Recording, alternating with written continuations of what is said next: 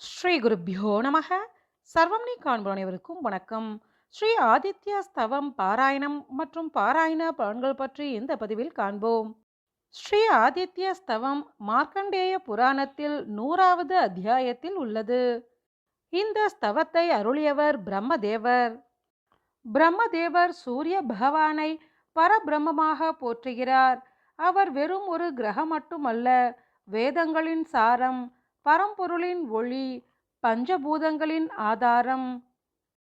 சூரிய பகவானின் சக்தியாலேயே படைப்பு தொழில் நடக்கிறது.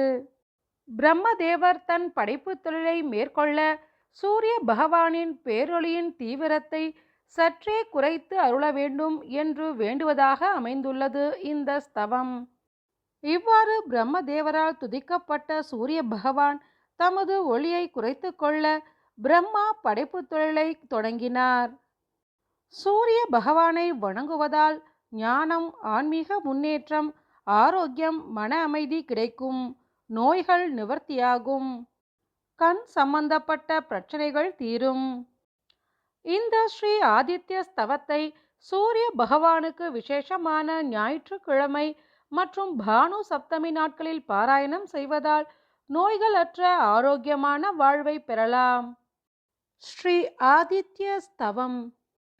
பிரம்மோவாச்ச நமஸ்யேயன்மயம் சர்வமேதத் சர்வமயஸ்சயः விஸ்வமூர்த்திः பரம் ஜோதிர் யத்தத்யாயந்தி யோகினः யருங்மயோ யோ யஜுஷாம் நிதானம் சாம்னாம் ச யோ யோ நிரசிந்த்ய சக்திः त्रयीमयस्थूलतयार्धमात्रा परस्वरूपो गुणपारयोग्यः त्वां सर्वहेतुं परमं च वेद्यमाद्यं परं ज्योतिरवेद्यरूपं स्थूलं च देवात्मतया नमस्ये भास्वन्तमाद्यं परमं परेभ्यः सृष्टिं करोमि यदहं तव शक्तिराद्या तत्परेरितो जलमहीपवनाग्निरूपां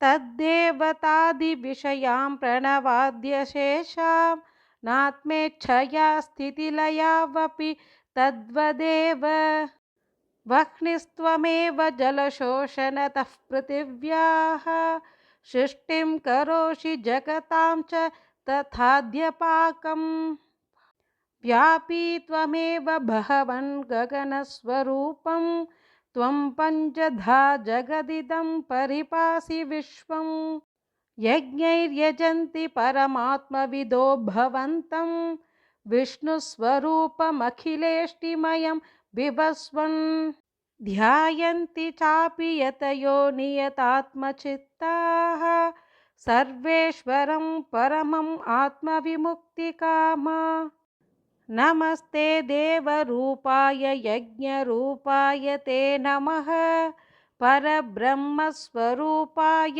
चिन्त्यमानाय योगिभिः उपसंहर तेजो यत्तेजः संहतिस्तव शिष्टेर्विधाताय विभो शिष्टौ चाहं समुद्यतः मार्कण्डेय उवाच इत्येवं संस्तुतो भास्वान् ब्रह्मणा सर्गकर्तृणा उपसंहृतवांस्तेजः परं स्वल्पमधारयत् चकार च ततः सृष्टिं जगतः पद्मसंभवः तथा तेषु महाभागः पूर्वकल्पान्तरेषु वै देवासुरादीन् मर्त्यांश्च पश्वादीन् वृक्षवीरुधः ससर्ज पूर्ववद् ब्रह्मा नरगांश्च महामुने इति